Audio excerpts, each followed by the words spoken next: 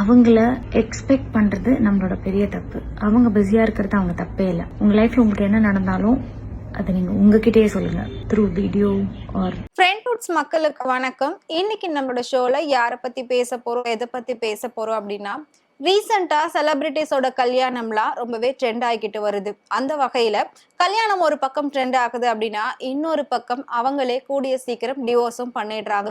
அப்படி இருக்கிற பட்சத்துல சினிமாவா இருக்கட்டும், சீரியலா இருக்கட்டும், ரெண்டுத்திலுமே ஒரே படத்துல நடிக்கிறவங்களா இருக்கட்டும், இல்லாட்டி ஒரே நாடகத்துல நடிச்சு உடனே அவங்க காதலிக்கிறாங்க, அடுத்ததா கல்யாணம் பண்ணிக்க போறேன் அப்படின்ற மாதிரி நியூஸ் எல்லாம் ஸ்ப்ரெட் பண்ணுவாங்க. அடுத்து கல்யாணமும் பண்ணிப்பாங்க. கல்யாணம் பண்ண கொஞ்ச நாள்லயே திருப்பி பாத்தீங்கன்னா மிஸ் அண்டர்ஸ்டாண்டிங், 2 பேரும் டிவோர்ஸ் பண்ண போறோம் அப்படிங்கிற மாதிரி செய்திகளை வெளியிடுவாங்க. இதை பார்க்கக்கூடிய ரசிகர்கள்லாம், என்னப்பா இப்பதானே கல்யாணம் பண்ணாங்க, அதுக்குள்ள எப்படி டிவோர்ஸ் பண்ண முடியும் அப்படியெல்லாம் வந்து கேள்விகள் கேட்பாங்க. சோ அந்த மாதிரி நாம ரீசெண்டா ஒரு ஜோடி வந்து டிவோர்ஸ் பண்ண போறாங்க அப்படின்ற ஒரு செய்தியை பார்த்திருப்போம், படிச்சிருப்போம். நம்மளும் வந்து அதை ஒரு வீடியோவா போட்டிருக்கோம். சோ ஜீ தமிழ்ல ஒரு டைமிங்ல லைனா சூப்பர் ஹிட்டான சீரியல்ஸ் எல்லாம் போய்கிட்டு இருந்துச்சு. அதுல நடிச்ச ஒவ்வொரு ஹீரோயின்ஸா பாத்தீங்கன்னா ரொம்ப க்ளோஸ் ஃப்ரெண்ட்ஸா இருப்பாங்க. அவங்க 4 பேர் ரொம்பவே அழகா வெளியெல்லாம் போறது, வீடியோஸ் போடுறது, அந்த மாதிரி டோட்டலா ஒரு ஃபேமிலி மாதிரி எல்லாருமே இருந்துட்டு இருந்தாங்க. சோ 4 பேருமே அடுத்து ஒவ்வொருத்தரா காதலிச்சு கல்யாணம் பண்ணிக்கிட்டாங்க. சோ கண்டிப்பா அவங்க எல்லாருக்குமே அவங்களுக்கு தெரிஞ்சிருக்கும். Shabana, Chaitra Reddy, Nakshatra, so and Reshma, so எல்லாருமே அவங்க சீரியல்ல காதலிச்சு, வெளியில ஃப்ரெண்ட்ஸா காதலிச்சு கல்யாணம் பண்ணிக்கிட்டு இருந்தாங்க. அந்த வகையில ரொம்பவே ஒரு நல்ல ஜோடியா வலம் வந்துட்டு இருந்தாங்க ரேஷ்மா அண்ட் மதன். சோ இவங்க 2 பேரும் இப்போ டிவோர்ஸ் பண்ண போறதா ரீசெண்டா பயங்கரமா நியூஸ் வந்து வைரல் ஆயிருந்தது. அது என்ன அப்படின்னு கொஞ்சம் அலசி ஆராயிரப்போ உண்மையில 2 பேருமே செப்பரேஷன்ல தான் வாழ்ந்துட்டு வராங்க. கிட்டத்தட்ட அவங்க வந்து ஒன்னா 2 பேரும் சேர்ந்து போட்டோஸ் போடுறதே கிடையாது. ரொம்ப மாசங்கள் ஆயிடுச்சு. லாஸ்டா வந்து மதன் அவங்களோட பர்த்டே செலிப்ரேஷன் 2 பேரும் அவ்வளவு ஹாப்பியா செலிப்ரேட் பண்ணி அந்த வீடியோஸ் எல்லாம் சோசியல் மீடியாவுல ஷேர் பண்ணியிருந்தாங்க. அந்த வகையில இப்போ அதே டேட்ல மதனோட பர்த்டே வரும்போது எந்த ஒரு விஷயமே இல்ல. சோ ரேஷ்மா வந்து இப்ப தொடர்ந்து சீரியல்ஸ் பண்ணிட்டு இருக்காங்க. பட் மதன் வந்து நம்மளால எங்கேயுமே பார்க்க முடியல. சோ ரேஷ்மாவும் அவங்களோட வீடியோஸ் எதுவுமே போடுறது இல்ல. அப்ப 2 பேருமே பிரிஞ்சிருக்காங்களா அப்படின்னு கேட்கிறப்போ மேக்சிமம் பாத்தீங்கன்னா 2 பேருமே பிரிஞ்சுதான் இருக்காங்க. 2 பேருக்குள்ள மிஸ் அண்டர்ஸ்டாண்டிங் இருக்கு அப்படின்னு சொல்லி தனித்தனியா வாழ்ந்துட்டு வராங்க. கூடிய சீக்கிரம் அவங்க டிவோர்ஸ் பண்ண போறதாவும் பேசியிருந்தோம்.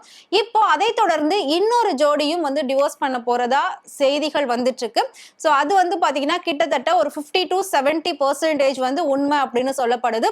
அந்த ஜோடி யாரு அப்படின்னு கேட்டீங்கன்னா, சோ அதுல வந்து பாத்தீங்கன்னா ஒருத்தவங்க பெரிய செலிபிரிட்டியா தான் இருந்துட்டு இருக்காங்க. Yes, Fareena and Rahman. இவங்க 2 பேரையுமே தெரியாதவங்க யாருமே இருக்க முடியாது. முக்கியமா 2 பேருமே விஜய் டிவி ஃபேம் தான். சோ 2 பேரும் மிஸ்டர் அண்ட் மிஸ்ஸஸ் சின்னத்திரை அப்படிங்கிற ப்ரோக்ராம்ல கலந்துக்கிட்டது மூலமா தான் அவங்க ஹஸ்பண்ட எல்லாருக்குமே தெரிய ஆரம்பிச்சது. அதுக்கு முன்னாடி ஃபரீனா வந்து காதலிச்சு தான் கல்யாணம் பண்ணாங்க. சோ அவங்க சன் டிவில இருக்கக்கூடிய ஒரு சில ஷோஸ் எல்லாம் ஆங்கரிங் பண்ணியிருக்காங்க. அதுக்கப்புறமா விஜய் டிவில பாரதி கண்ணம்மா அப்படிங்கிற ஒரு சீரியல் பண்ணியிருந்தாங்க. அந்த சீரியல் மூலமா எல்லா மக்கள் மனசையும் கொள்ளை கொண்டாங்க. அதாவது ஒரு வில்லியா பயங்கரமா மிரட்டி எடுத்தாங்க. சோ அப்பதான் வந்து டைரக்டர்ஸ்க்கே புரியுது, சின்ன வயசு ஹீரோயின்ஸை கூட நம்ம வில்லியா காமிச்சோம் அப்படின்னா நல்லா ரீச் ஆகுது அப்படின்ற மாதிரி. சோ அவங்க கேரக்டர் அவ்வளோ சூப்பரா ரீச் ஆயிருந்தது. சோ அதுக்கப்புறமா பாத்தீங்கன்னா மறுபடியும் சீரியல் வாய்ப்புகள் இல்லாம தொடர்ந்து ஆங்கரிங் பண்றது, ஷோஸ் பண்றது, இந்த மாதிரி எல்லாம் பண்ணிட்டு இருந்தாங்க. அதை தாண்டி வெளியில வந்து ஃபங்க்ஷன்ஸ்க்கு சீஃப் கெஸ்டா போறது, இப்படி எல்லாம் பண்ணிட்டு இருக்காங்க. அண்ட் ஷாப் ஓப்பனிங் போறது, நிறைய பெய்ட் ப்ரமோஷன் பண்றது, இந்த மாதிரி ஒர்க் எல்லாம் தொடர்ந்து பண்ணுவாங்க. எப்பவுமே சோசியல் மீடியாவில் ரொம்பவே ஆக்டிவா இருப்பாங்க.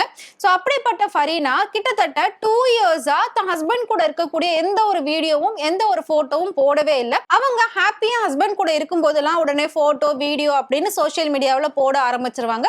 முக்கியமா அவங்க 2 பேருக்கு ஒரு அழகான ஆண் குழந்தையும் இருக்கு. அந்த குழந்தைய வச்சு நிறைய வீடியோஸ் எல்லாம் போட்டுட்டு இருந்தாங்க. பட் லாஸ்ட் 2 இயர்ஸா அவங்க ஹஸ்பண்ட் பத்தின எந்த ஒரு அப்டேட்டுமே ஃபரீனா கொடுக்கவே இல்லை. பட் அவங்க தனியா பண்றது எல்லாத்தையும் போட்டுட்டு தான் இருந்தாங்க. குழந்தையோட இருக்கிறதெல்லாம் போட்டுட்டு இருந்தாங்க. அண்ட் ட்ரெஸ்ஸிங் சென்ஸை பொறுத்த வரைக்கும் நிறைய வந்து அவங்க ரொம்ப கிளாமரா போடுறாங்க அப்படின்ற மாதிரி ஒரு டாபிக் வந்து தொடர்ந்து இருந்துகிட்டு தான் இருந்தது. பட் அதுக்கான ஒரு விளக்கம் கூட அவங்க கொடுத்திருந்தாங்க ரீசெண்டா. என்ன கொடுத்திருந்தாங்க அப்படின்னா, என்னோட குழந்தை வந்து ஆண் குழந்தை. சோ இப்போ வந்து தொடர்ந்து பாலியல் பிரச்சனைகள் ரொம்ப அதிகமா இருக்கு.